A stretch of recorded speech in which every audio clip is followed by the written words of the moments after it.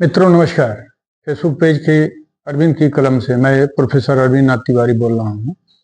इस पेज पर आप सभी मित्रों का हार्दिक अभिनंदन, स्वागत है। आज का काफी महत्वपूर्ण वीडियो होने वाला है। विषय है कि मोक्ष मरने के बाद जीव को मिलती है या मरने के पहले, या शरीर में कोई मोक्ष द्वार भी होता है क्या। ऐसे तमाम प्रश्नों का जवाब मोक्ष से संबंधित आज जवाब देने वाला हूं कि मोक्ष क्या है, मरने के बाद मिलता है कि मरने के पहले। इसी पर आज का यह वीडियो है। निवेदन करूंगा कि वीडियो अगर अच्छा लगे, बढ़िया लगे तो मेरे पेज को सब्सक्राइब और लाइक करना नहीं भूलिएगा, शेयर भी कीजिएगा। मित्रों, मोक्ष बड़ा सारगर्भित शब्द है। मोक्ष का अध्यात्म में महत्व यही है कि जो व्यक्ति, जो जीवधारी अपने मोह को भंग कर लेता है, अपने मोह को भंग कर लेता है, वह मोक्ष का हकदार होता है। वो प्रश्न ये उठता है कि मरने के पहले मोक्ष की स्थिति क्या होती है और मरने के बाद मोक्ष की स्थिति क्या होती है। दोनों दो पहलू हैं। मरने के पहले सभी मनुष्य सभी कर्म करते हैं। कर्म का तीन ही बंधन होता है। गीता के अनुसार, भगवान श्री कृष्ण के कहे अनुसार, सात्विक, राजसी, तामसी, तीन प्रकार के कर्म होते हैं। इन्हीं कर्मों में मनुष्य, जीवधारी जो कर्म करता है उस कर्म के बंधन में जकड़ता है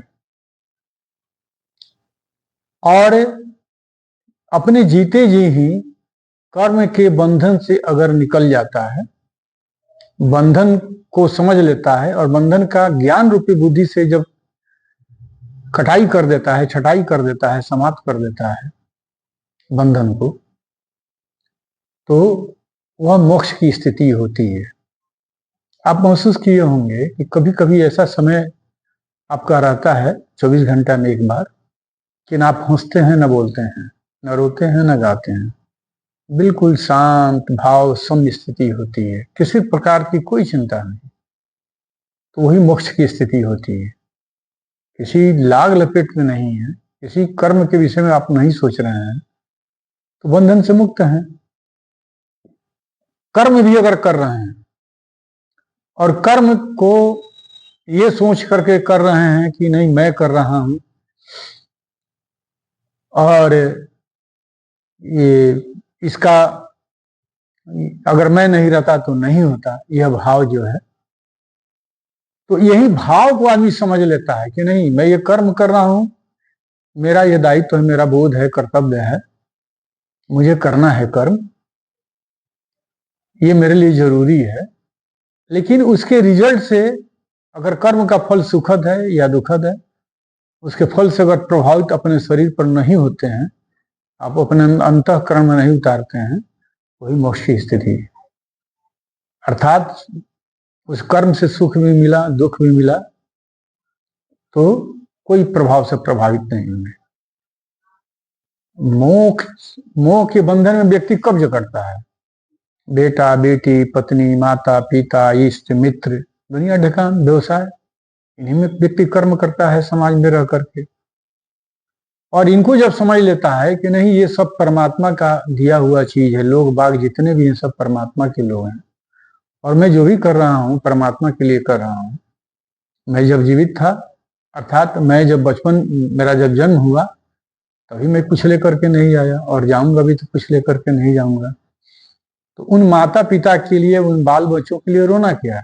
दायित्व है कर्म करना, करेंगे, लेकिन अच्छे बुरे के परिणाम से, प्रभाव से प्रभावित नहीं होना, वही मोक्ष की स्थिति है। अब रहा कि जी मरने के पहले पहले की यह स्थिति है, और कमाल की बात देखिए, मरने के बाद भी इसी के आधार पर मोक्ष की स्थिति बनती और बिगड़ती है।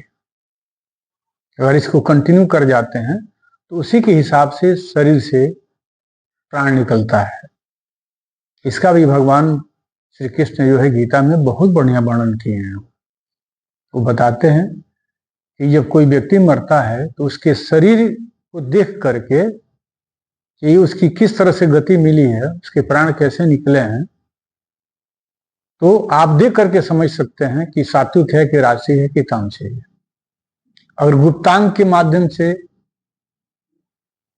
प्राण अगर निकला है तो वह तामसी प्रवृत्ति का व्यक्ति था, वह तामस अर्थात अपने कर्मों में बंधन में जकड़ा हुआ था।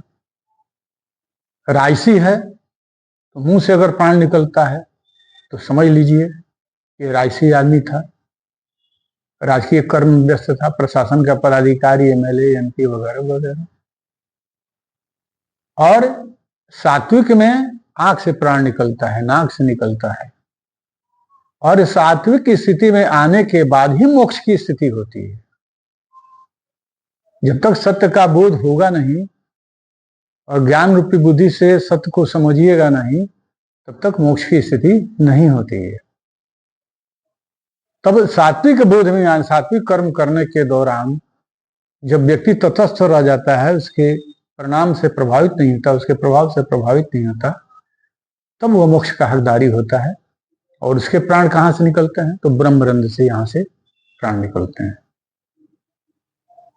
तो ये स्थिति होती है, अर्थात द्वार यही है जिसे मोक्ष होती है। शरीर में जो द्वार, मैंने कहा कि शरीर में कहाँ द्वार है, उसका दरवाजा कहाँ है, तो कहने के लिए तो 10 दरवाजा है, लेकिन इन 10 दरवाजों में 2 आंख, 2 नाक का छिद्र, मुंह, 2 कान, गुप्तांग, ये सब आते हैं, लेकिन 10वां द्वार यही है। तो इससे अगर प्राण निकलता है तो उस व्यक्ति की मोक्ष की स्थिति होती है।